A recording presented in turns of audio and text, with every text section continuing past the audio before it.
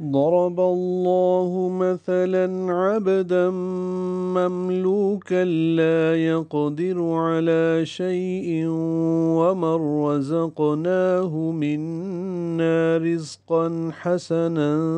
فهو ينفق منه سرا وجهرا هل يستوون الحمد لله بل أكثرهم لا يعلمون۔ اس آیت میں هل يستوون کے بعد الحمدللہ ملا کر پڑھیں گے تو الحمدللہ، اور وقف کریں گے تو هل يستوون لمبا کریں گے اور پھر الحمدللہ کے پڑھیں گے۔ اور ضرب اللہ سے آیت شروع ہو رہی ہے، اگلی آیت وضرب اللہ سے شروع ہو رہی ہے،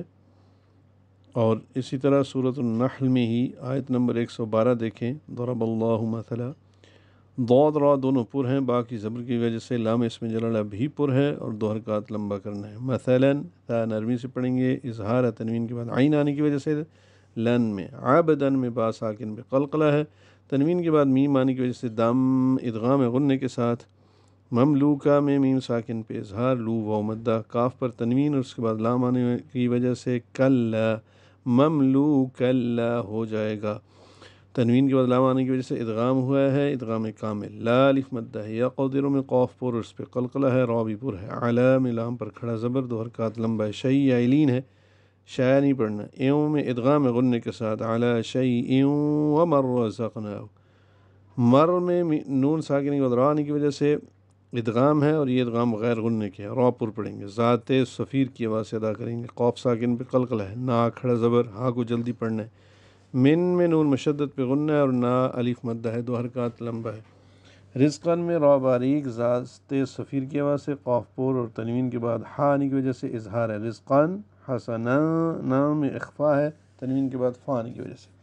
فہوا جلدی پڑھیں گے، ينفق میں بھی اخفا ہے، نون ساکن کے بعد فا ہے، قاف پر پڑھیں گے، منہ میں اظہار ہے، نون ساکن کے بعد ہا ہے، ہا کو جلدی پڑھنا ہے، سرا وجہرا، را پر ہے، سرا میں تنوین کے بعد واو آنے کی وجہ سے ادغام ہے، وجہرا میں جیم کو ہا سے ملانا ہے، ہا پہ ہمس ہے، اور را پر پڑھیں گے وقفاً وصلاً، وقف کریں گے تو وجہرا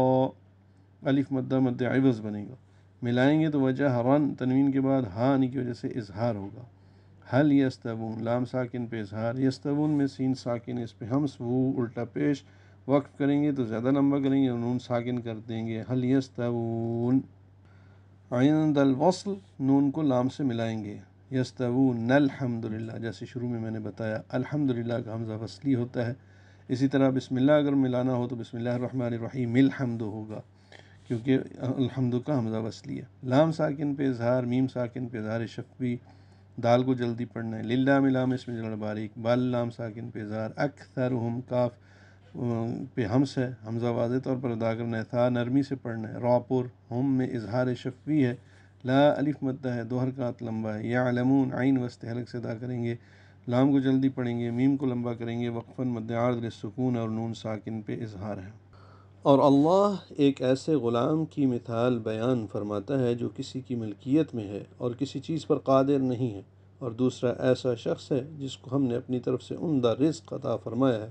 سو وہ اس میں سے پوشیدہ طور پر اور ظاہراً خرچ کرتا ہے، کیا یہ دونوں شخص برابر ہیں؟ تمام تعریفوں کا مستحق اللہ ہے، بلکہ ان میں سے اکثر لوگ نہیں جانتے۔